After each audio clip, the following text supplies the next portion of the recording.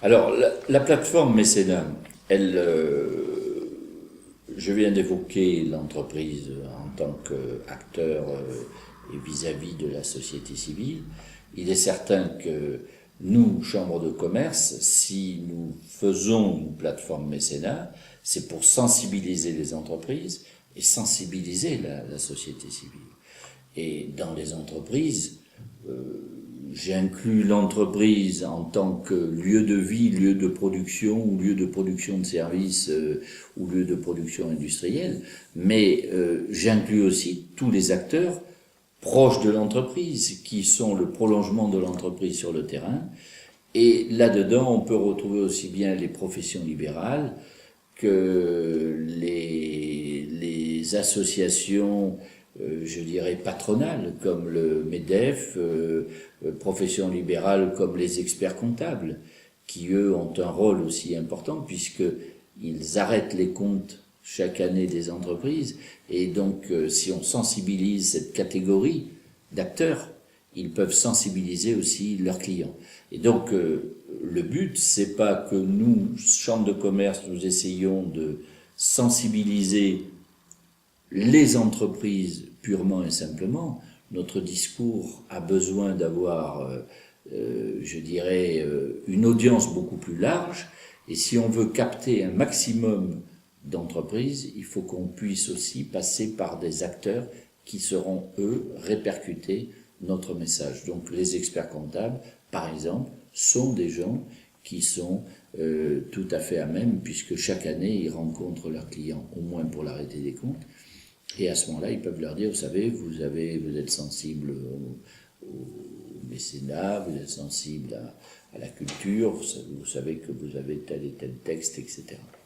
Donc, nous pouvons faire, Chambre de commerce, un travail de sensibilisation au quotidien, de passer des conventions avec tous ces acteurs.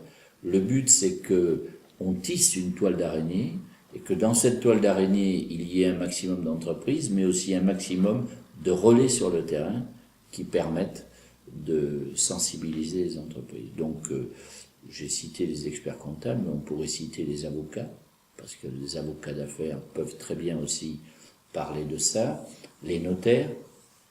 Il suffit, si on aime un petit peu l'art ou la culture, d'avoir un ou deux tableaux dans son cabinet pour dire tiens, regardez ce tableau, j'ai peut-être pu, je l'ai acheté dans le cadre du mécénat, etc. Et si la conversation, bien sûr, porte sur le sujet, et c'est comme ça qu'on peut interpeller un certain nombre de gens sur le mécénat. Moi, mon souhait, c'est que le domaine de la culture soit véritablement porté par tous les acteurs de terrain. Et donc la Chambre de commerce aujourd'hui, dans son périmètre qui est le Béarn, mais un petit peu plus large sur l'Aquitaine, nous sommes prêts à être les porte-paroles de ce, je dirais, les porte-paroles et en même temps les témoins de l'intérêt que tout le monde se tourne vers la culture, parce que la culture, c'est le meilleur lieu de lien entre les hommes. Et donc tout le monde se retrouve dans la culture. Et nous le voyons ici à la Chambre de commerce, lorsque nous faisons venir un artiste qui expose soit ses toiles, soit ses sculptures, soit ses photographies, etc.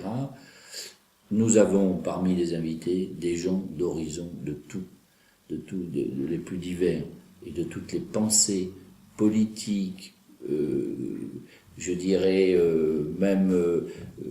je dirais de sensibilité religieuse, tout le monde se retrouve là autour de la culture.